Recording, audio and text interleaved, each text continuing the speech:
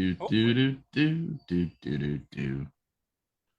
Oh yeah, looking like we're live, We Tony. are live. We are the Podguyz Podcast, bringing it to you as we do every Monday, 10:15 Eastern Standard Time. I'm Tony Kaz. Kevin Neary here. Of course, the ever-loving Picasso, the doer of all that is doable.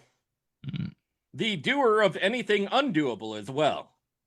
Le Picasso, Sparky. AKA the Dunmore Daredevil, the Do Dare Daredevil, or whatever the hell you want to call The him. do The dare? Do Do dareable. Dare. Yeah, he's doing It's a more. do He says dareable. he says hi on the big board there. Tony, we got a four square and the very few amount of the repeats. I think this is the first repeat we've had in the same year. Is this right? Repeating this. Well, yeah, I guess repeating the same year. Yeah. Maybe. Yeah. But we it's have to have him back. We hell had yeah. to. It was a great show, of course. We have the Legally, impeccably. I made you. There was a contractual There's a thing. contract. You signed me for this many dates. Don't act like you're just doing this out of the goodness of your Wait, heart. I got you how by many the episodes did we balls. put you down for? All right, 5, or you have to What? pay my Damn penalty it. fee. Yeah, Damn it. so sorry. You're gonna get real sick of me. Son of a bitch. The impeccably dressed, the talentedly funny Ryan Niemiller. Hi, friends. How are we? Good to Hello, see you everyone. boys again. If you don't know who he is, you should find out who he is. Look him up. You can find him all over YouTube. You can find him on all of your streaming and streaming sites as well. You You know could be who he amongst- is. I said you could be amongst the 160 people who follow me on Blue Sky. How about that? Blue Sky. You don't even. I've never even heard of Blue Sky until now. We were talking about a little bit of it before. Well, if you are a gamer, not a gamer, I mean that would be the thing for Blue Sky. Am I correct? Is that Blue Sky? No. Blue Sky is just like it's basically Twitter or Threads. It's like something. It was created when people thought that Twitter was starting to go the way it was going, just to be kind of an alternate for that. For Twitter? It's perfectly fine, but it's just like any of the other social medias. There's nothing. Oh. There's no like catch to it. I or thought it had gimmick like that makes gaming streamers and like it had like people doing God, like not commercials, but like I guess kind of like a commercial type thing. I mean, if they are, I haven't I don't seen know, maybe. that. Who knows? It's just Who knows? another place to yell into the void. Yay! Kind of like Truth Social. Remember when people used to announce that they were going to Truth Social? They were like, "That's it. Facebook is censoring me too much." It's like, dude, why? What? Thanks, Facebook, for doing that. I mean, holy shit! Didn't even know. Yeah, And then, like politics aside, like that, because this is not what this whole night needs to be about. No, But but we're doing it. We're doing it. But Do it up. I will say, regardless of someone is super right wing or left wing, if you loudly declare that you're leaving for the right wing or left wing platform, I'm not going to be that sad you were gone. You know, Agreed. as a human being, I lean more left wing, but also like I don't need people who are in my face with that any more than I need people who are right wing to be like, man, if you were to go to Truth Social, I dodged a bullet. Have fun. yeah, You don't know, get me like- wrong. When you take the test, I mean, I am always more left leaning socially issues, but I do have a fuck you button to me too. You know, Yeah. where somebody's on TikTok saying they're gonna cut $8,800 of my food stamps by get monthly. How am I supposed to feed my 6 kids? Then I'm like, fuck you. Don't even care. Why do you, spread them out, tell them to all get jobs at, the junior McDonald's for the fuck I care. Like $8,800 for food stamps. What, open up a restaurant, and live it that way, and that's, I don't know where the limit hits, but there is the older I get, the bigger that fuck you button gets, sort of thing. Yeah. I have found generally, like, again, if we're talking social issues, I have very strong opinions and things I care about, but my overall tolerance of talking to humans is less. Even and even people I like, 100%. like I love my mom, but sometimes I still have a lot when she calls me. I'm just like, God, this bitch again. And she's like my favorite human on the planet. So it's like I think just getting old just makes you surly in general. You just Oh don't my want to God, hear yeah. even Hell people yeah, it you does. agree with 100%. You're still like, all right, but yeah, shut the fuck up. We know. Yeah, this has been 40 seconds already. God damn it. Yeah. My mom does two things when she calls me. She says, "Hey, how are the kids?" And B, when do you come over to do work? Yeah, I got projects for you. Yeah, she's like, I got some odd jobs. You're cutting the grass. You're gonna make me dinner, right? And I'm like, holy shit, I got 2 hours. So how am I gonna cram that all in there? Figure it out. Yeah. Figure it out. Just do it already. Moms do. That's what moms do, of course. Some moms do that. I love your mom, Tony. Your mom's an amazing person. She's pretty all right. She's really good. She made me a burger the one time, Ryan, more than my mom's ever done for me. A whole burger. One whole burger. Yeah. I'm like, you're like 1,000 times better than my mom. And she's like, wow, Kevin, I feel sorry for your life.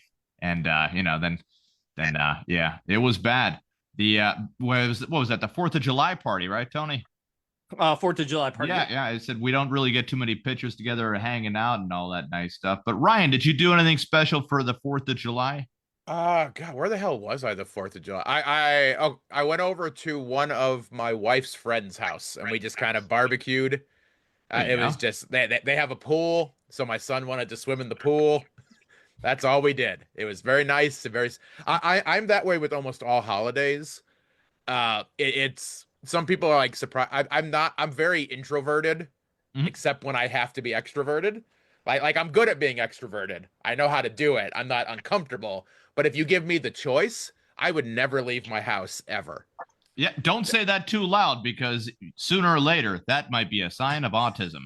Because the fuck if I get into those little things. By the way, guess who just texted me too? Who just texted you? Is it your mom? My mom. Yeah. Oh, Jackie, if you're watching, nothing but love for all of you. Sure. But yeah, she's like, oh, I'm sorry to bother you in the podcast while you guys are taping. Yeah. She's like, what time are you coming over to do work tomorrow? Yeah, what time you got? This lawn ain't gonna mow itself, bitch. God damn it. Now, anytime I ever hear people say, if I was rich, I would still work because I don't know what I would do with my time. Man, you guys will know immediately that I got rich because you will never hear from me again. I will be impossible to contact. We're like, that's poor people talk right there. man, I'll spend a year reading books, and when I get sick of books, I'll play video games, and when I get tired of video games, I'll watch movies, and when I get tired of movies, I'll go to every sports stadium. Ryan, keep that list going real quick, because if the money is anything similar to the movie Brewster's Millions, right, with Richard Pryor, and you still have so many left over, and you're like, all right, all the women, all the cars, all the houses, and you still got money left over. Eventually, it comes to, I'll buy an island, and then you do, and then you're like, okay, now who to put on this island? And I think that's a big part of how Jeffrey Epstein was kind of co-created, where there was so much fucking money there. It was just like, okay, can I afford maybe 20-year-old girls with one drug problem? And they're like, yeah. In fact, they don't even need a drug problem. He's like, get the fuck out of here. I'm that rich. Okay, great. How young we talking here? And politicians coming by, all that island stuff. The list is officially missing. Now, I have my own theory on it. While Pam Bondi said that the list was on her desk, my theory is somebody was listening to that live feed, went into her office and took the list, walked away and said, do. And then in a Tim Robbins, are you familiar with Tim Robinson or no? I am, yes. In a Tim Robinson kind of way, she started to look on top of her desk and started screaming, no. It's like an episode of The Family Guy. I love it. Yeah, to that degree. Like, guys, did anybody see there is a list right here? Yeah. And there's no list, but they keep doing votes on how they should not release the. I'm the same way, man. I like to hold votes that I'm not gonna let people see my unicorns. People are not there's no unicorns, but I want to make sure that I went to a vote that you can't come to my unicorn ranch. The thing is that if you have a list, walk your ass over to your desk while we're live on TV, grab the list and start reading the fucking names off live. One after the other. It's just, it feels like that's a full disclosure point, obviously for privacy reasons. See, Kevin, they don't want to tell everybody who their scumbag donors are either. Wait. See, and now necessarily, it doesn't mean that you're guilty by association if your name is on the list. It just tells you that you got a free plane ride to an exotic location. Yeah, just think if that's the fucking wrong plane that Macaulay Culkin went on and Home Alone 3, Epstein Island, and he's like, yeah, and then all the pedos what they call were like, the wet slut bandits. All the pedos were like, you are on the right plane. Come you with came us. exactly where you were meant to be. Sparky's got something on the big board, Tony. What's going on, Sparky? Sorry, but I saw your arms were getting tired there. You ducked the nose like Wilson from Home Improvement there. Go ahead, Sparky. Flip that big board around. Yeah, he's got it going on today. That they were going to do something, then they actually did it. Uh-oh. Meanwhile, in the UK, if the king dies, who will take the crown? Oh, wait, there's Ellen. Hashtag not to be missed. Ellen is in England right now. And I don't know what. Loving it, by the way. Yeah, I mean, England's kind of just like America. Oh, I hate England. I wish I could go back. America's just like England, only they don't have a No King's Day. They have the opposite of that because they literally have kings and queens over there. So if the biggest problem was people acting like kings and queens in America, well, you just move to the place where that is literally still a fucking thing. So kind of defeating the purpose there. If the politics weren't your cup of tea, now you have tea for days and small talk for tea and wine talk and all that nice stuff. Ryan, do you know why Ellen left? I have no idea. I wasn't really keeping up with the too much. I couldn't even dream of having the time to care about like I'm still salty that Ellen didn't have me on her show after AGT. Right. There was other finalists from my season who were on there. They were there. No, they were definitely there. Now Ellen should respect the comedians first. Every single one. Well, that's the thing. You don't want to like. She's at that level of comedy where she doesn't even want the potential for somebody to outshine her. Now, I know that she came from the bottom and made her way up big time and then got slapped down from where she was sitcom-wise and then made her way right back to replace Martin Short on daytime TV sort of thing. And the old people who have poor vision barely noticed because she's a little bit more manly than Martin Short at the time. Similar. Yeah, a lot more masculinity going on. But no, that's messed up. She did not want you on the show. Did you try going on Regis and Kelly or Kelly? I just never got any offers for anything. I was like it's never one of those things. I need to make this clear. You are not entitled to anything. They didn't have to put me on Tonight Show or Ellen or anything. It was just odd to me that like some of the other acts who like. Because, look, I didn't win, but the other acts that were getting on didn't win either. And I loved them all dearly, but most of them were, like, children. So they weren't even, like, good interviews yet because they just were, like, scared kids who were, and they're very sweet kids. I loved their families. Like, all that was great.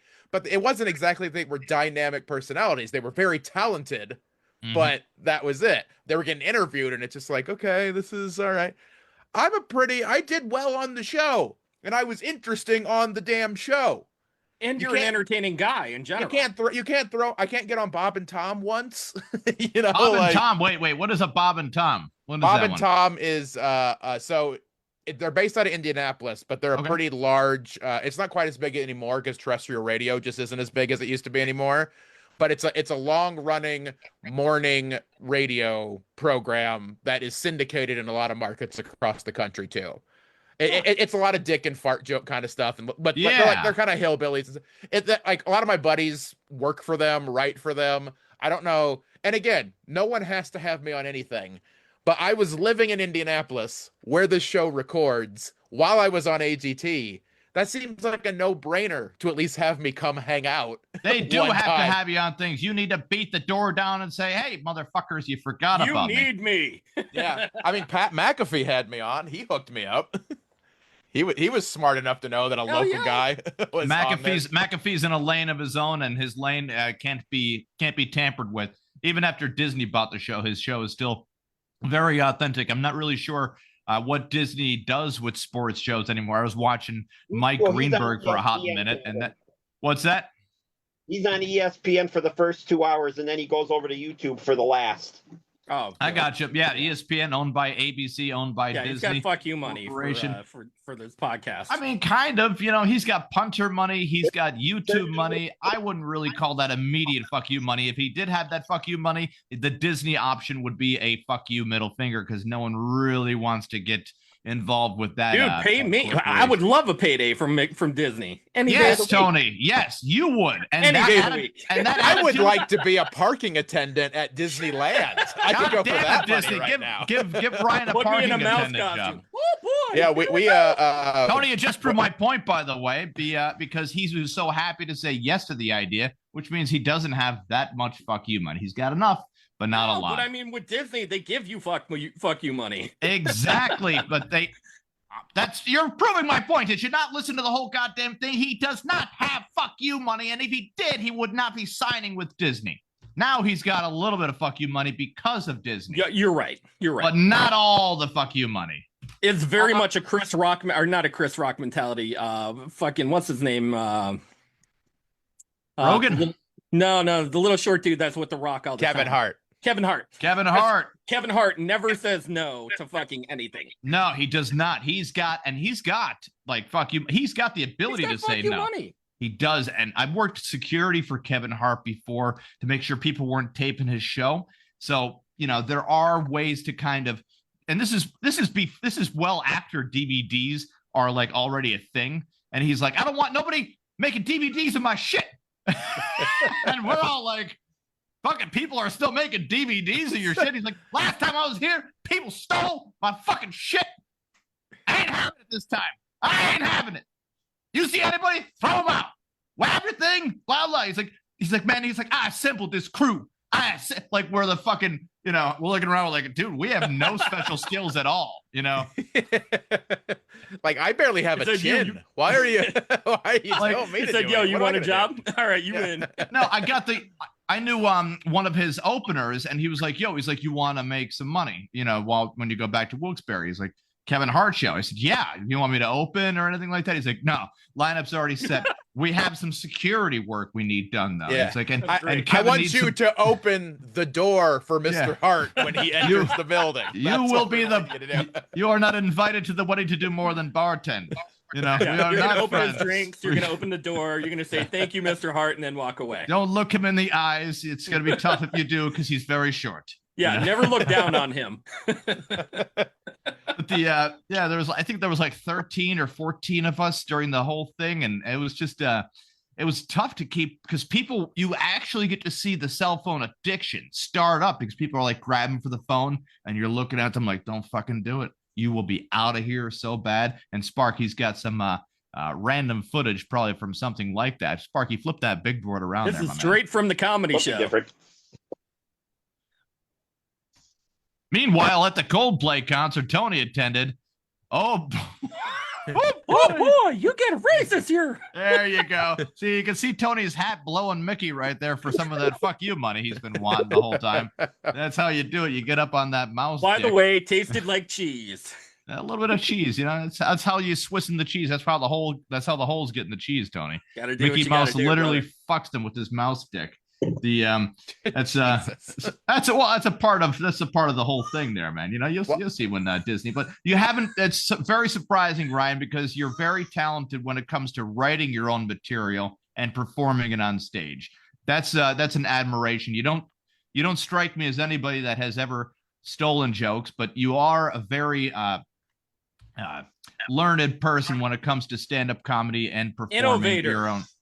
Innovative. You have to stay innovating. So when you hear kind of like have you heard of the Dennis Leary Bill Burr controversy or no? Right. Yeah. Where Bill Burr dies and Dennis Leary is like, ooh, maybe I wrote all these jokes. He just does that. And everyone's like, oh wow, Dennis Leary is so funny. It's like, after a while, I'm just like, yeah, he's funny. Absolutely. Instead of saying, no, Bill Burr was kind of funny. And Dennis Leary cranked the volume up on it and just kept going with what was already written, sort of thing. I don't know. Like I am one of the worst people to ask about this because like obviously as a performer, like I'm a very lazy writer. I'll just go ahead and say that. All I do is just pay attention and then talk about what happened to me. That is generally why I'm not worried about anyone stealing my stuff. If there happens to be another charismatic armless dude trying to raise a 2-year-old right now, take my shit, man. If you can figure out how to work that. Otherwise, who's going to take my life? Ryan, you do not know our demographic. That is all we have watching the show right now. That explains why you brought me back for a second time in a year. Yeah, we have gotten several emails like, "Hey, bring that other guy back." We are high in the category of inbreds from 88 to 80. Yeah, bring that in. It's a tough niche. So I'm personally not worried about anyone stealing my stuff because it's just like I'm writing very specific to me. Where the whole like stealing material, like it only matters to people like us who kind of are in the know. Look, I don't know one way or the other. I lean to he probably did lift some stuff, but like Carlos Mencia is probably the most famous example of like modern times of like a thief that got called out in public. And look, did he steal some stuff? Maybe. I've never seen him do it, but like potentially, like I'm not gonna fight for him either. But who is still in 2025 selling out clubs all over the damn place, getting extra shows added, full sold out tours? Carlos Mencia. People That's crazy to me. Fans who watch comedy do not give two flying shits about who wrote the joke. They just want to be entertained. Now, I'm not saying that that's a reason why it matters. It does matter to me. But also, like, you're yelling into the void. Anyone who buys tickets could not care any less. That's why it doesn't even matter. People are going to have their opinion. If they say Dennis Leary's funny, I'm just like, yep, absolutely. You know, I think that whenever we get into talking about stand-up comedians, you know, and who wrote what first or who did what first and all that groundbreaking stuff. It sounds kind of, people call us comedy snobs, like, I'm sorry. You know, when it comes to a George Carlin or a Louis C.K. or even a Richard Pryor. But one of my favorites to just watch, and we've gotten into this before, to just watch Bill Cosby act like he is a good human being. Yeah. I mean, holy shit. That is Oscar of the year right there, man. Like all around. And I'm sure you've had to have heard this before, Ryan. You've had to have heard that you kind of have that shorter version of the pale man himself. Who am I thinking of, Tony?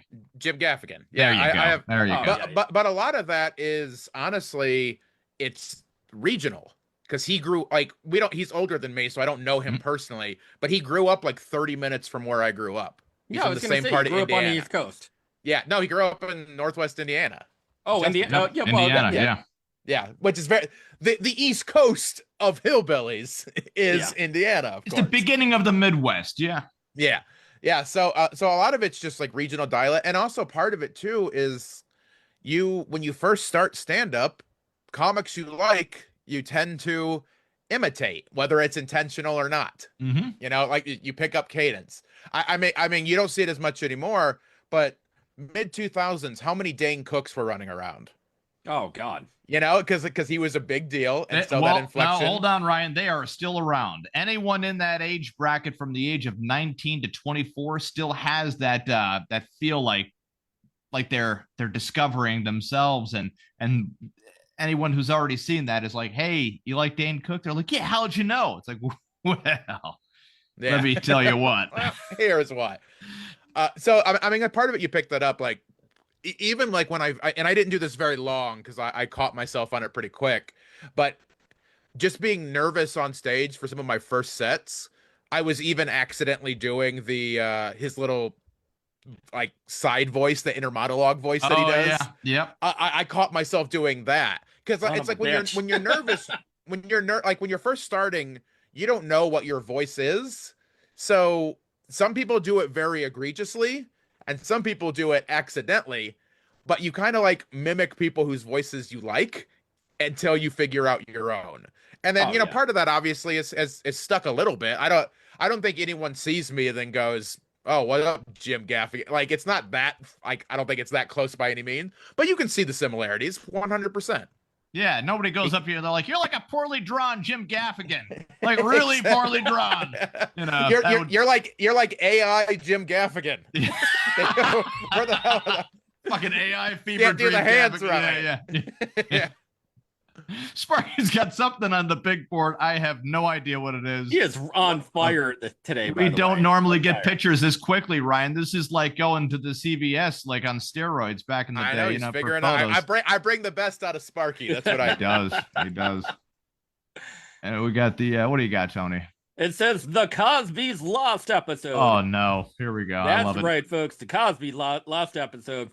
Okay, Theo, you're going to learn how to tread water. This could save your life. This is Bill Cosby teaching Theo. This is the Lost episode, how to swim. And for those of you that don't understand how dark that joke actually is, Malcolm Jamal Warner, in an accidental drowning got caught in the undertow. I like it how people say that deaths only come in threes, and it's like, no, you just stop counting at 3. There are many people continuously dying, you know. There was probably like 6 or 7 people that died in the past week. They just picked the top 3, and they're like, it probably was a top 5 list right there, but that was a very surprising death all around. The rumor is that he took one sip of Bill Cosby's cocktail, went for a swim, and never came back, sort of thing. That's another one on everybody's plate. Hulk Hogan passes away. Ozzy Osbourne passes away. Now, Ryan, are you guys talking about that on your new podcast or your current podcast, The Cafeteria? No, I wish we were that smart or topical or relevant. It's just usually 3 guys talking about life. Yeah, it's just usually us just shooting the shit, whatever we feel like in the moment. Yeah, it's fun. I think it's a good time. We've made the mistake that we don't have a theme for it. There's no central through line. It's funny if you listen, but it's really hard to pitch. I like the I'm gonna read off some episode. By the way, we are right there with you. I'm gonna read off some episode subjects and just the a little description for it here. Episode 254, Ear Bidget. Ryan's ears are filthy and the Toy Hall of Fame. 47 minutes worth of that, guys. You're going to want to check it out. Yep. Diddy ropes. Now, I'm guessing those are sperm-filled ropes pulled off by P. Diddy. Am I close to that, or are they anal beads? Is that like a Diddy? So we tend to have a lot of a lot of our through lines on the episode are us just saying really disgusting things. Yeah. So my buddy Brent Terhune, anal tug of war came into my mind. Yeah. So my buddy Brent Terhune, who many people might be familiar with, he likes to always talk about shooting thick ropes. Thick ropes. Thick ropes. Yeah. So that was how we tied it into talking about the Diddy freak off. So that we actually did get some. That was as topical as we got right there. We got chicken diapers. Brent's on a boat, and there are chicken diapers. The fuck's going on there? Yeah, it's we're having our own freak offs. That's what. Is that exactly what it sounds like? I mean, it's literally chickens and diapers. Yeah. And you're going to want to, that's episode 250. Purple quarter pounder with cheese. Brent's gone, and the quality really suffers when he's not there to hold things down. Now, that does sound like for people out there that have never experienced working fast food, there is always one person that gives a fuck about their job and holds it all together. Okay, that sounds like the Late Show with Ryan Niemiller.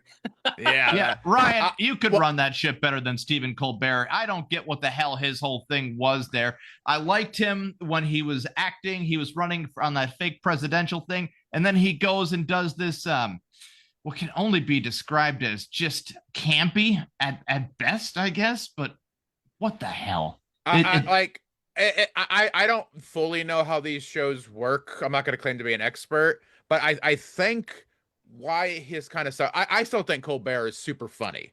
I think he is a very funny. talented guy. I don't think the Late Show is that funny because he's funny. Like Colbert Report is great. I think he has the ability to be funny, but somebody got in his ear one day, dude. Somebody had to have gotten in his ear one day and said, "Hey, guess who you work for?" I think who got in his ear is who's writing the checks. Like when you're on Comedy Central, like look what South Park got to do this week. Do you think they're comedy gold, dude? You think they're doing that if that show airs on CBS? I think they could have made it funnier. I like the Garrison. No, they're definitely not doing it if it's on CBS, but they are airing it on a Paramount live. Yeah, but those are different worlds, though. I think that's what hurts like a lot of these late night guys is that if you have the ability to take the gloves off more, you can be funny. But when you have to work in the construct, like I'll even give an example of what I went through.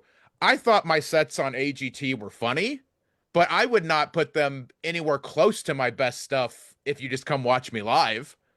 I think my live show is a billion times better, but I don't have restraints on what I can say during my live show. You are your own producer and you are your own person on your live show is totally understandable. But part of the contract that you sort of agree to is like, okay, if I'm going to accept this gig of doing the Late Show or being on AGT, these are the restrictions.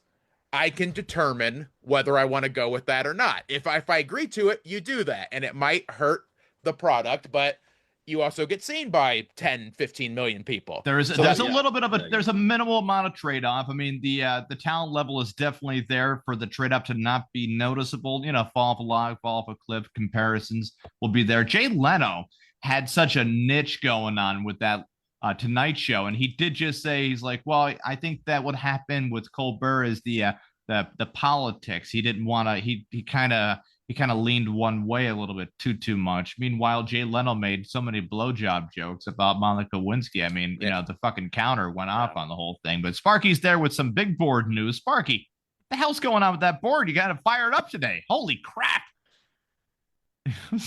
P. Diddy goes country. I am going to rope a greased pig. That's what you meant by ropes, right? Just roping up somebody on literally that. Yes. Sparky, obviously an avid listener of my podcast. He knows the context of what we did. Did you notice that the rope did reach his anus? I liked it. As it should.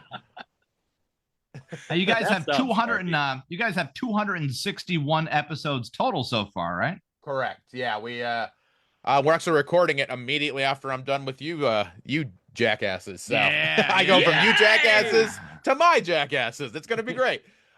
We started it when everything was kind of shut down.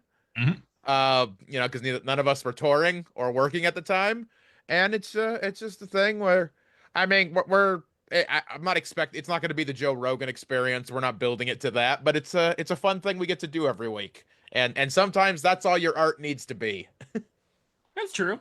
I feel like sometimes we hit comedic gold once you get rolling. You know, you're with your buddies, you're talking about some rando stuff, and all of a sudden, like boom, boom, boom, you know, you get some quality stuff. And then all of a sudden you're looking at it and you're like, what the fuck did we just say? Yeah, it's a quick hour, but you know, we do put out some really funny stuff every week, Tony. We love Ryan on here. Ryan's always welcome, but Ryan, we did have one comedian on here that, holy shit, I could have just done without.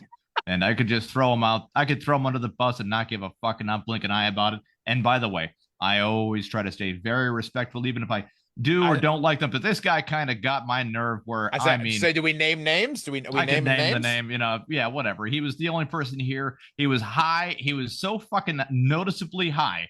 And you know, he tried to really, I did a reel because I clipped a reel of him just because I wanted to show everybody what a fake reaction I had to have about his dick joke, where I call it a fucking, where I said, oh yeah, you're basically describing a Quato from goddamn, you know, from Total Recall, if you're familiar with the little baby thing that comes out of the stomach of the one person, also referenced to Rick and Morty. But the guy was so fucking high, he was talking about his dick like it was another human being, but not in a funny context. He's like, oh, by the way, it is big and thick. And going, I'm like, all right, yeah, cool, but you know, and tried to save it slightly, but then there he went talking again and being himself and shit. And yeah, dude, he was just so goddamn which high. no one likes from anybody. If I could give God. any listeners some advice, never be yourself. Be somebody better. Be somebody likable. You know? Yeah. If don't be you. If who you are you is want, what people you want hate, friends. you're doing something wrong. Yeah. Yes. Appease people at all costs. Then be yourself in private. I think okay? I need to say that we're 100% like, we're 100% legit. Who we are on here is who we are in real life. And nobody likes you. That's what I'm saying. There it That's is. the point I'm making here. I am Nobody wearing a likes wig right you. now, Tony. This is nothing like I'm like, you've seen this room before. This room looks spectacular and all that nice crap. If I turn the camera around, it looks like I've got fucking kids sewing Podguyz Podcast t-shirts on the other side over there that can be found on merchbooth.com or any of your other social media websites like the podguyzpodcast.com. But Radar Online, Tony, I'm checking out the Podguyz Podcast Facebook fan page right now. Will Smith's Slapgate fallout is real. I guess not true. He's trying to come out with some a new rap album. Is that true? Yeah, he tried. He's touring right now. One of my friends is an opening act for him. Get the hell out of here. How's that tour going? She seems to be having a good time. I think for her context, so it's my friend Michaela Phillips. She was on AGT season before me as well. Very talented singer. She's opening for. She seems to be having a blast. I don't know what his numbers are. I don't know how the tickets are selling. Mhm. Like it's one of those situations that like your excitement level can vary depending on what it is. Like we might not be excited to see Will Smith in concert, but if you got the opportunity to tour with Will Smith, that's like a bigger opportunity. That's a career step, So she's having a good time. Says he's a nice guy. That works for me. I can't tell you. I think of all the stuff that Will Smith does, I think he is a very, very good actor. That's what I want to see him do. But I don't know who wants to see him do anything right now. What was your favorite movie he acted in? What was your favorite role that he had since it's if I had to, probably Pursuit of Happiness. I really enjoyed that. I do have not that necessarily it's his best acting work, but I do have a real soft spot for Independence Day, just from when that came out, and like that movie went from like when it released being phenomenal because like the special effects of the time and all that, and now it's objectively a bad corny movie, which also makes it good now.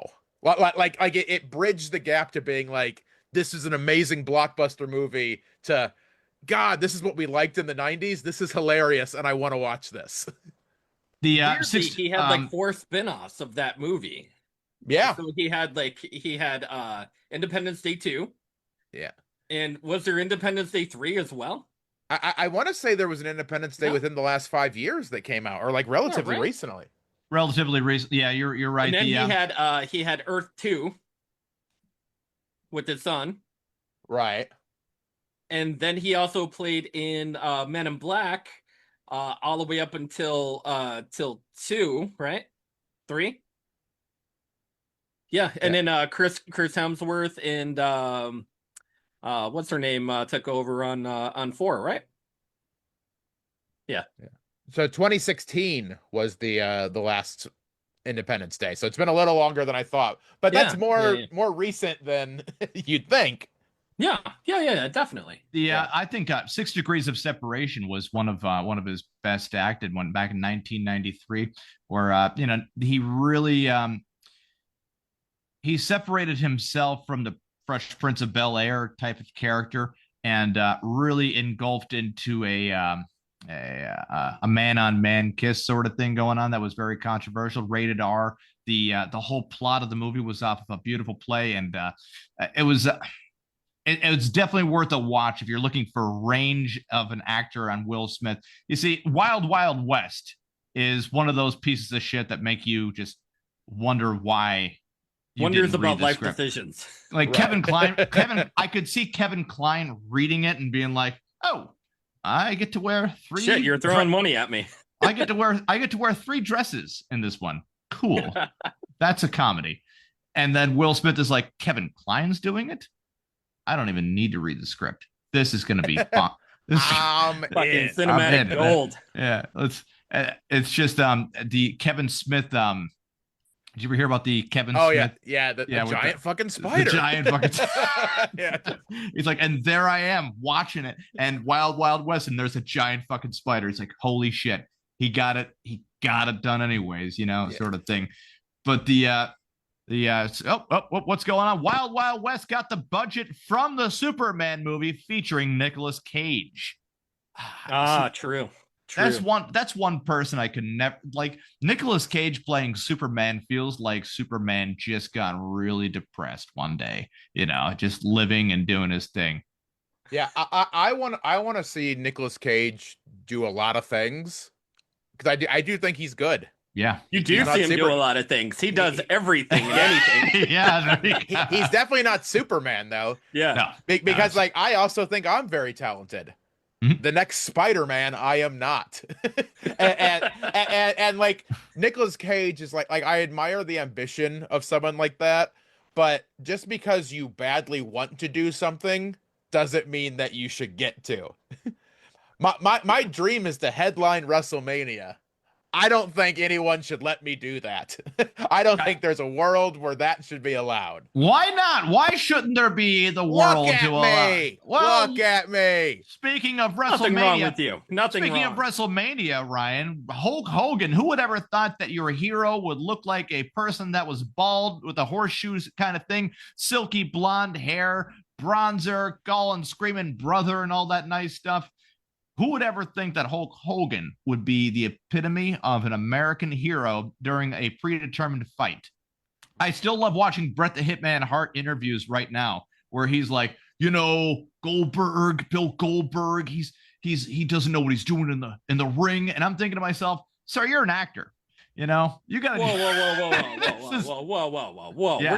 We're gonna pump the brakes a second because there is not one person in wrestling that has ever been in the ring with Goldberg that has said, "Man, that guy's a great wrestler." Every single one has said, "They all do. Shit, They all can't have believe that he's wrestling very stiff, very stiff in the ring for sure. Yeah, very stiff, almost unmanageable." To a great degree, I think that the WCW built up the character creation correct on him, and then they're like, "Wait a second, did we teach him how to wrestle?" And they're like, "Yeah, we showed him like 3 moves. That's all he'll need." So they're like, "All right, but then next week we're teaching him how to wrestle, right?" "Oh yeah, just after this line of coke, and then we're gonna teach him to wrestle. Just after this line of coke, this 6-pack over here, and one of the Thunder Girls is gonna come over and blow me. Then we're teaching Goldberg." Really hey, where's Goldberg at? Okay, let him do the Thunder Girl and let him do the coke, and then we're going to teach Goldberg how, you know what? Don't teach him anything. I think the gimmick is good. Let's do this for 100 straight matches and let him go 100-0 because holy shit. Feels a little anticlimactic after a while. A little forced. A lot that was I'm not going to get deep into wrestling nerddom because then we're doing it 171-0. My wife will leave me because that's all I'll talk about and neglect our son. You'll start hearing the briefcase snaps open. Exactly. Yeah, but like the Goldberg gimmick was fantastic, but it's one of those gimmicks that doesn't have a good end game. Like an undefeated streak of a monster. Like you can't do that forever. People are going to get bored because like you like to see a monster for a while, but like I compare it a little bit to how I didn't like watching the Chicago Bulls in the 90s because like they're clearly very good, but there was no drama to who was going to win. It's like the season started and you're like, well, go ahead and let's just give the trophy to the Bulls because that's how this ends. So Brian, you're the booker. Who do you have break up Goldberg's winning streak and script it out from there? Because I have an idea of who I would have at that time. See, I have to think of context of like what was going on at that time because it was what 99 that he 98. It was 98. It was Starrcade 98. Well, 98. Okay, so when Goldberg first started compared to the streak, I think what would put I think the streak ended Starrcade 98 is what I'm saying. Anywhere, I think that anywhere from the beginning of Goldberg's start to let's break it up with a loss here and there and get him into a storyline. I think the perfect character to do that would be somebody that, you know, wasn't really a fan favorite, but had something that Goldberg didn't have: charisma and dialogue, like a Chris Jericho type. I think that if he beat Goldberg and everybody's like, this cocky son of a bitch, he beat Goldberg, and then you have them, you know, you have such a differential between them because one's got a cocky personality, the other one is just basically screaming monster type that shouldn't have lost to begin with. Yeah, I think the only problem with that, and Chris Jericho is my favorite wrestler of all time, so like this isn't me shit. He also would have had to have been built different because the way that he the smaller guys in WCW at the time were treated, it would have made no sense in that kind. So he would have had to have a different trajectory as well. They did wrestle each other, but Goldberg did get the win. Maybe like the a quick, you know, like, oh, and now he got him in the walls of Jericho, or you know, something like that, like a quick, you know, it just kind of off the top of my head, what I think, and this is with the assumption that everything else is done exactly. All the other characters have been booked the same way that they were at that time. There's no, I don't have to change it, anybody else's whatever or gimmick, or have somebody come from WWF, or just everyone is exactly the same. Yeah. And I still don't know how popular this would have been. I would have had him lose to Hogan at the Georgia Dome, the night that Goldberg actually won the title. Yeah. And then build the rematch to Starrcade, where that's where Goldberg overcomes him. That's an interesting take right there. I'll give you that. And as someone who didn't like Hogan during that time, it's like, it's not that I'm like excited or thinking that's a great idea in and of itself, but how everyone else was booked, I think the only way, because like he got screwed out of his win, but in a real dumb way to somebody. And Kevin Nash, it's not like Kevin Nash was a nobody, but like, yeah, it kind of felt like out of nowhere that he would like be the one that did it. Like considering how many bullshit ways that Hogan beat other wrestlers during his reign, I think that would have made some sense to like, oh God, even Goldberg got fucked. And then that makes Goldberg even madder. He spends the next 6 months basically literally murdering all the rest of the NWO so that nobody can help Hogan. And Hogan has to fight him one-on-one, and that's when it happens. That'd be an interesting way to take it. The thing is that Hogan at that time, his fighting style had turned to slap chest, to grip in the eyes, or like an eye rake thing. And it just wasn't the Hogan that everybody was kind of used to, like in the ring. He'd obviously, you know, deflated a little bit due to age and, you know, lack of continuous steroid use. Sure. The just Scott like me, the same thing. This is what happened to Ryan. You know, exactly. If everybody's wondering, you know, don't forget kids. If any child, that's how you get into the Laugh Factory. Just keep Scott Hall would have been if he would have been able to stay clean, possibly would have been a nice stepping stone for Goldberg to a degree. Hogan did not a wrist lock from a wristwatch. What do you say? Okay, he's got a typo. He didn't know the difference between a wrist lock and a wristwatch. I can just read the words. That's yeah, that's what he's saying. There we go. Hogan did not know wrist lock from a wristwatch. From a wristwatch, he didn't know. Yeah, sail yourself seashells by the seashore. Yeah, here's the thing with like someone like Hogan though. There's a few matches of him in the early '90s in Japan. Yeah, he knew how to do it. Where he could fucking go. It's one of those things. Like, this is how I look at wrestling, because wrestling is very, very hard on your body, and it's very hard to organically get people to love you enough to give money to you. That like, you should, if you can do that with 5 moves, why would you do 1,000? Yeah, no, you know, like as someone who enjoys, you know, someone like a Bret Hart or Shawn Michaels, I love that athletic style. I also am not mad at someone like John Cena, who figured out like, oh, I'll just do 5 moves of doom and I can still make billions of dollars. What? Or I could go kill myself and still make the same amount of like a combination of the both would be like a Shawn Michaels, killing yourself and being popular, having a good 2-year run. John Cena's in a weird place, and not to say that like he's not a showstopper by any means. Where you're like one of the best wrestlers of all time, John Cena. Cena. No, like you don't think of him as a showstopper or like someone that's at the top billing for pretty much anything. But they pushed him into a spot where he was probably top 5, I want to say, like even in the WWE. And even as a wrestler, like John Cena could go. It's like he's obviously he's not Shawn Michaels, he's not Bret Hart, he's not Eddie Guerrero, he's not that. But like he like when you have like good, like he's had a lot of really good matches in his career, and it wasn't all because the other guy did it, you know. Like people forget, he has a legitimate, like getting way in the dorky weeds here, but a legitimate like 4-star match with Great Khali.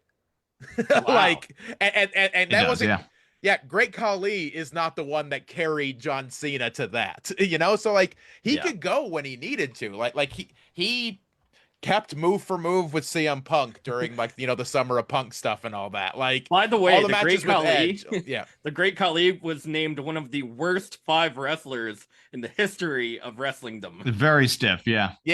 So and like that I think it's a no holds barred match or a last man standing match. I can't remember. It's a legitimately fun, good match. It's easily Great Khali's best match ever. Wow. But yeah, John Cena sucks. He can't wrestle anybody, you know. Like, I mean, there's so many to choose from. How could I pick just one? True. But I always liked Scott Steiner, believe it or not, and not necessarily even for the NWO stuff. His NWO stuff was really weak. But him as a tag team with Scotty, Scott Steiner, or with Rick. With Rick, Rick and Scott Steiner, like the whole Steiner brothers was amazing wrestling for a long time. Yeah, I mean, Scott Steiner will always have a soft spot in my heart for Steiner Math. Just for that promo alone. I love Steiner Math. I love that. That was really him delivering it. And then doing the math on the spot, and you're like, "What a fucking meathead right here!" You know. And his other interview too, where he's talking about Bully Ray at the time, and just fat asses. Just hear him say that. Oh god, he can do whatever he wants. Like, I don't care that he became a steroided meathead. I don't care that he could barely move for a while. Man, you give me some Steiner Math and fat asses. I will always be happy. So better wrestler movie, we'll go genre for genre because we're not going old to new. So we'll just do a better wrestler movie. Assault on Devil's Island, starring Hulk Hogan, Carl Weathers, of course, or They Live, Rowdy Piper. I think They Live's better. Yeah, there you go. There you go. There is only one right answer, and that was the right answer. And They Live, it's like the genre that it works. I don't think that's like, again, it's like having the argument of like, is John Cena a good wrestler? I don't think They Live is a good movie if you're talking about acting skills and all that. But like the energy to it and just like it works. So here's where they kind of got some cheat codes in there, right? There's aliens, right? So even if there's bad actors, you can only assume they might be an alien. That might be an alien. You know, if they're just like acting horribly, you're like, that person, maybe they got body snatched sort of thing because their acting is a little fucked up. Yeah. I also always try to make clear when it comes to any genre of entertainment, that there is a difference between and I'm out of bubble gum. All out of bubble gum. Yeah, come on now. There was a fight, dude. There was a fight scene between Rowdy Piper and the dude that he was, I forget his co-star's name offhand, but there was a fight scene where it could have been, I'd say, a 2-minute fight. They turned it into a 15-minute fight.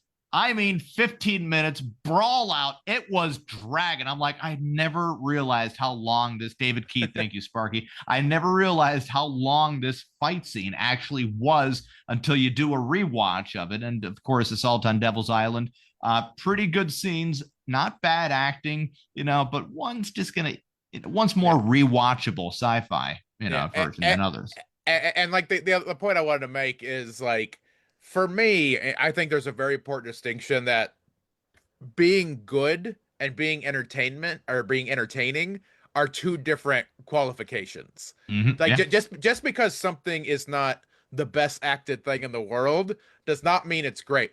I love pro wrestling. That in and of itself should prove that like something doesn't always have to be Oscar-worthy acting to be entertaining. My favorite comedy of all time is The Wedding Singer. I wouldn't say that's filled with amazing tear-jerking acting performances that you should study if you want to be a high-class thespian. All right, It great. just entertains me. funniest part of the Wedding Singer. What's your funniest part? My funniest part of there, John Lovitz is up there. Yeah. John Lovitz is very weird and great in there. And like I love this in so many Adam Sandler movies. The punch up that gets done off camera. Lovitz playing Santa Claus in SNL, where the kid's like, "Are you really Santa Claus?" And he says, "No, of course not. It's acting. It's just acting right now. Yeah. I'm not really Santa Claus. That doesn't exist." They're like, "You can't keep saying that to the kids, you know." Sort of. Oh yeah. Mark, you said, "Oh yes, it's ladies." It's ladies. That ain't no sock in my crotch. Yeah, take off the Van Halen shirt. You're gonna curse the band. Or something. Break 'em. Yeah, I just like, and again, like I don't think you can look at a single acting performance in there and go, "Wow, what a performance." Yes, it just entertains me. Yes, you can. Steve Buscemi did not look like he was acting. I mean, Buscemi is just amazing. Like he does. You have to just it's like grading a test where like you have to get rid of like the best score and the worst score and average it out. Oh yeah. Buscemi's always going to be great. You can't count him. Best man, the better man. The better man. Self-taught, no thanks to you, pops. Best wedding singer in the world.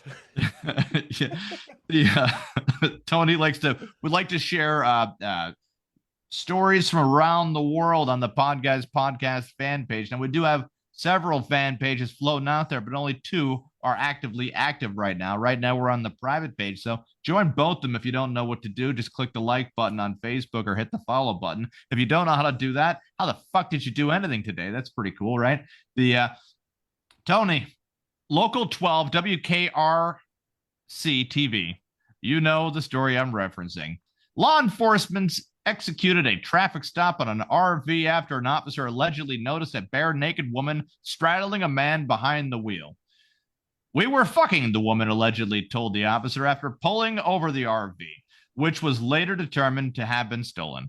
So what the hell's going on there, Tony? They got a little bit more going on, of course, with the story. So I guess it's literally a what the fuck moment. Now, the real miracle is the erection this guy got over the woman that looks like this. Holy shit.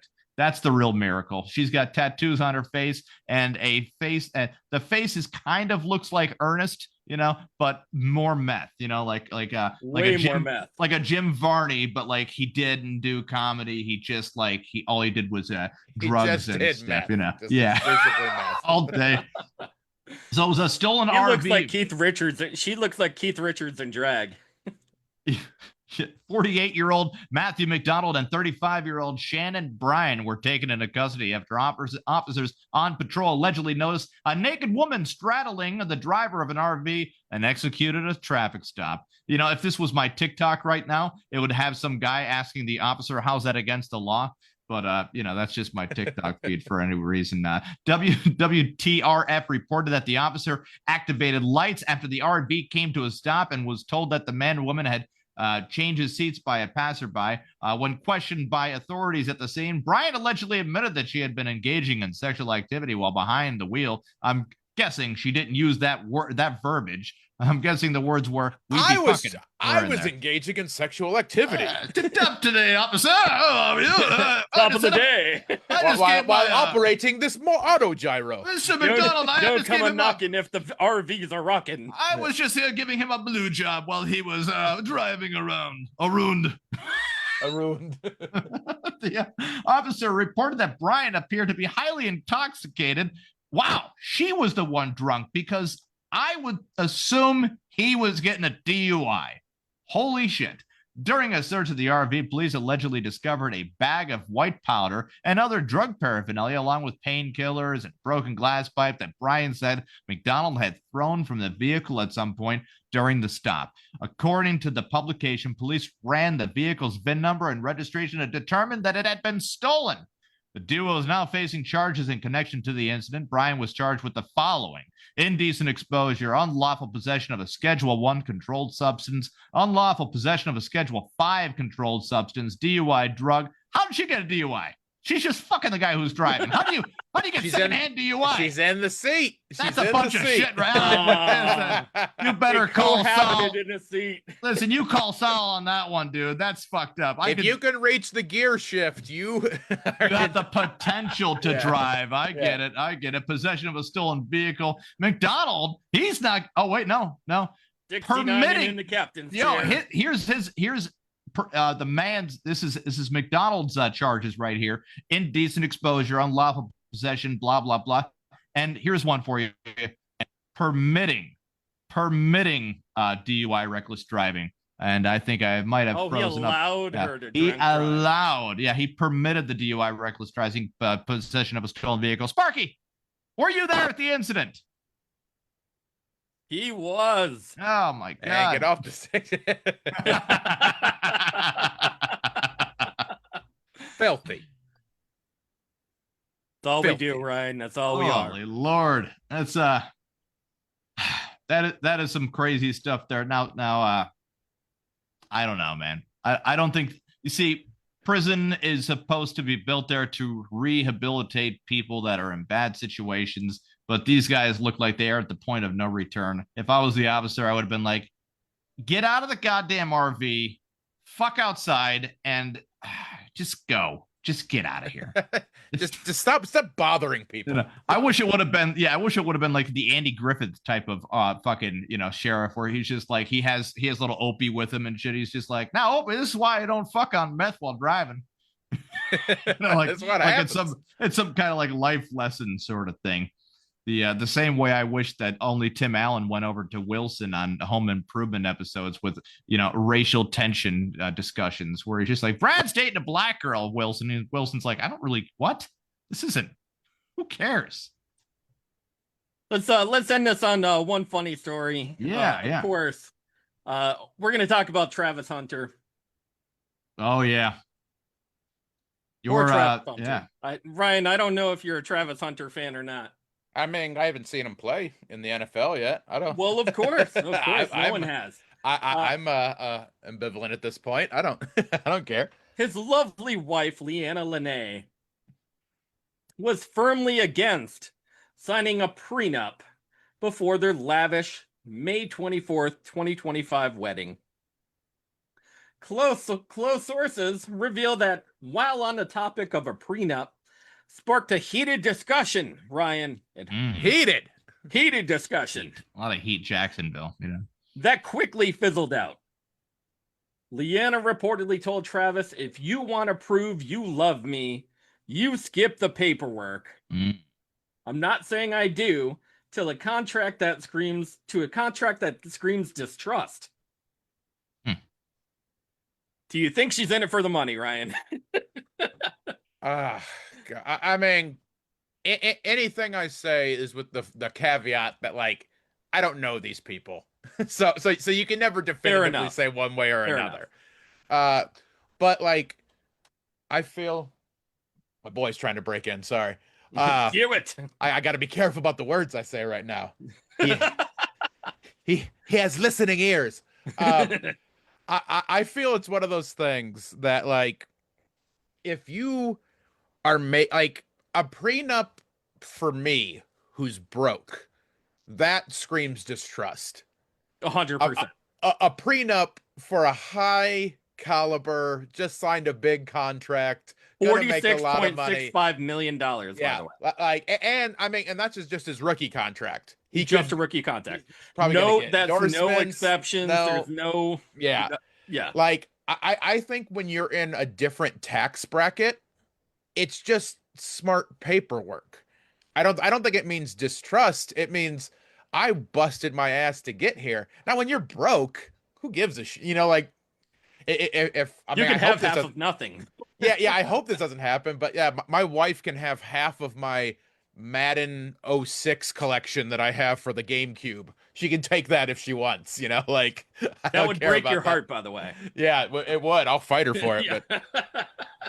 but it's one of those, like, when you're just in a different tax bracket like that, like, you have to cover your ass, and it doesn't mean, I don't think it means distrust. I think it just means, how many celebrities Practicality. and I'm not even talking just divorces, but like, I think Gina Mangan puts it down here in the comments. If you truly love someone, you'd sign a prenup because you're not marrying them for their money, and you'd understand how hard they worked for what they have, that you did not help them get, sort of thing. Now, who knows how much support she has given him throughout the time, both sexually and just metaphorically or whatever the hell. But this feels like a gold digger move, man. She said no to the prenup. I mean, what's the worst case scenario for her? Like a prenuptial agreement, by the way. A prenuptial agreement, by the way, allots X amount of money for her if wanted. So he could say you could have 10%, get going. That's your click, and now you're a millionaire, and you left me, but I didn't leave you with nothing, sort of thing. It's just an agreement upon leaving. But now you have, if the split does happen, now she's taken half plus legal fees is what they go after. So 50 turns into 75 real quick. And then Travis, obviously in the state of Florida, wouldn't have alimony, which, by the way, should be illegal to have. I mean, holy crap, for a state like New York that really doesn't, that believes in equal rights, they sure do sway one way real hard when it comes to divorce, per gender or per financing, regardless of how you think about it. Sparky's there with the big board. I guess he was there in the deliberation room during the whole situation, hiding under the bed. Sparky. So the prenup starts after the rookie contract. If you do not like it, you can go see Shador. That fifth round money feels a lot different than first round money. I mean, hey, just be careful what you say about Shador. You'll get the hordes after you. I made a Shador joke when he got drafted. Yeah. My Facebook lit up. Was it all the Canadian League people, or no? I literally, like, the only joke, and it was, I'm not even saying it was super creative or clever or anything. The joke, and it wasn't even, it was anti Cleveland Browns. It wasn't even anti Shador. All the joke was literally, imagine waiting 5 rounds just to become a Cleveland Brown. That's it. That feels pretty harmless, and it's making fun of the Browns being terrible than Shador himself. Yeah. And, when are you going to get drafted, you crippled motherfucker, you T-Rex looking motherfucker? Holy shit.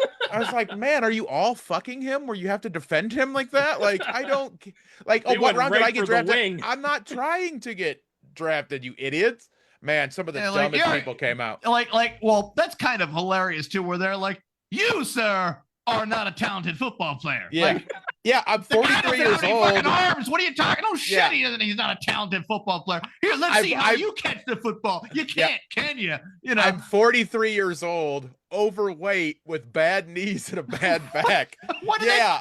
I was heartbroken. Does the punching bag get any fucking dude? Does the punching bag get any bigger on that scenario where they're just like, you're allowed to have an opinion about sports, even if you're not physically playing the sport at the time. You gotta throw in there, Ryan, that you were disfigured in a wild football accident. Yeah, it always reminds me of Steve Hofstetter has one of my favorite jokes where he's like, it's like, sure, maybe I don't know personally, but I don't fly helicopters, but if I see a helicopter wrecked in a tree, I can still go, yeah, dude fucked up.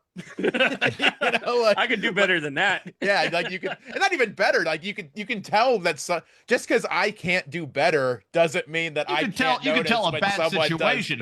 Now, fifth round draft pick for Shador Sanders. I guess that teams were afraid of the star power scenario where they thought that his dad might make a fucking circus in their parking lot or something to that degree, and he might have a bad taste in everybody's mouth by calling himself legendary. Meanwhile, while not making or winning any bowl games in his college career, I think that Shedeur Sanders also has a lot of pluses to his game as well. His ability to take Jackson State and make them relevant, for Colorado to be also relevant with his ability and his talent that his father definitely helped coach up. I just think that Shedeur was missing one thing. If you're Shedeur Sanders and you really want to wow people, transfer to Alabama and win there. Win big at Alabama. Say, hey, I don't need my dad to be the coach. I'm going to transfer to Alabama. I'm going to make the playoffs at least. Win with the superstar team, by the way. Yeah, you're going up against SEC defenses, sort of thing. That's like one big bugaboo right there for myself, But Ryan, no, that was a solid joke. That's like that's 5 rounds. Very harmless. Very harmless. And again, I think it's making fun of the Browns way more. And what platform did you put that on? Facebook. I put it on I put it on multiple platforms. No, but Facebook is where I got people mad. I think I saw that. I think I saw you put that down. That was really funny. I think I put a like or a laughy face to that thing. Yeah. I don't, but like people get really. So my brother-in-law is a big Cleveland Browns fan, and apparently he informed me that for whatever reason, Shedeur Sanders has just a very loud and loyal fan base that any kind of perceived slight against him is going to get him coming. It's like making fun of Taylor Swift. If your brother is such a big Cleveland Browns fan, he must really love the Ravens then, because man, did their roster look identical to that Cleveland Browns roster? Yeah. Almost exact. I mean, just throwing it out there. Yeah. So. Best of luck to Mr. Sanders. Now, our team, the Dolphins, did you see the most recent of interviews with Tua Tagovailoa? I don't think so. No, I try not to follow during the offseason because I don't want to get sad before September. It's already sad. It's already looking very sad right now. So they were asking Tua, they said, what makes this roster different than last year's roster? And the pause might have been from multiple brain injuries, but I think that he was really thinking, because he's like, oh fuck, this is the one question you had to ask. Not get blindsided by my blind side. The only nuggets of hope that I have, and again, football's weird, some teams can just figure it out. Like, I don't see how Tyreek Hill and Jaden Waddle can be worse. So hopefully you get some improvement from them. As much as a great player as he's been, Ramsey being gone, like Ramsey clearly lost a step. He was getting burned. I like getting Fitzpatrick back. Theoretically, our pass rush won't all be, guys who should be bagging groceries. Ryan, hold on, Ryan. When the fuck are you playing for the Dolphins? Factual, by the way, factual. I'm always realistic with my sports, but I don't want to be sad on July 28th, Kevin. Like, don't. I know. Like, let me at least hope that they're gonna get. I'm still debating whether I want to go to Indianapolis for week 1 because they're playing at the Colts. That's a win. That's a win right there. I don't know. It's I'm not on the team as you guys have pointed out. I'll never get drafted in the NFL. So who am I to say any shit? Of us. I got to get out of here. Flip that shit around. Let's get that. Shedeur is the fastest QB in the NFL. 110 and a 55, sir. Wow, how about that? And you know what the worst part about that is? He owned the car and he wasn't getting a blowjob from that meth lady. That's true. That is true. Yeah. Those are two things. You got to be a third rounder to get the meth lady. Fifth rounders don't get the meth lady. You got to be at least third rounder up to get her. Those are things you normally don't see in Cleveland. Speeding and not getting the meth lady. And by the way, no prenup for him. Yeah, prenup for the meth lady. He refused to sign it. If you want this gummy blowjob, you're not going to make me sign. That's a gumma. The gummas. Yeah. Speaking of drug addicts and talking it's about like their the sex back end springs. of a Dunkin' Donuts. like the hard backgammon of a Dunkin' Donuts. You know, you let that Let's donut with end the jelly. this show, Kevin. All right, end it. End I the just show. wanted to mention Hunter Biden there for a hot No, second. Ryan needs to All go. right, He needs go, to go, do go. his show. I got I 6 know. minutes before I All do right. my Do your bullshit thing. show. Yeah, I gotta yeah, finish your Yes, bullshit yes. show to do Wrap my it. bullshit show. Yeah. Jesus, come on. Do it. Do the thing, Tony, instead of just yelling out loud for the next 6 minutes. All right. Well, anyways, you can catch his show, Ryan Niemiller. Yes. My On podcast everything. called The Cafeteria. My website's cripplethreat.com, so you can see all my tour dates. I'm starting to add some more stuff for the year. Comedy business be slow right now when people don't know if they're going to have money or not. But dates are starting to pick up for the rest of the year and early next year. Cripple Threat 8 is all my social media stuff. Who are you touring with, by the way? It's me. It's me Just you. headlining. You're Just me. just doing what you do. I ain't sharing the spotlight. No, you don't have any. You don't have an opener. You don't have a. Not anyone that's traveling with me consistently now. Oh, I'm just doing my thing. I'm working and then coming home and getting bullied by a 2-year-old. That's my life right now. I tell dick jokes Nice. and then my sweet boy punches me in the dick. Yes. There you fun. go. I appreciate you guys as always. This This is is the old Oh, speed man. bag like this. exactly. This is contracted Hey, Dad, date I love 2 of you. 5. I got 3 more appearances to do on this show before you're out of the I said no Yay! prenup. No prenup. You gotta Ah, do God. all 5 episodes. No prenup. Check out Ryan Niemiller wherever he may be. What's the next show? This is live, right?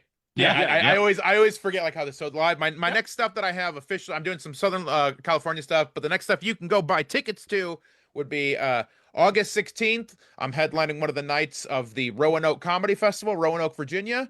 And then the next night, the 17th, I am at the DC Comedy Loft in Washington, D.C. Ooh. Tickets available now on my Oh, to website. DC, yeah. Ryan You will be got- staying at my house in between.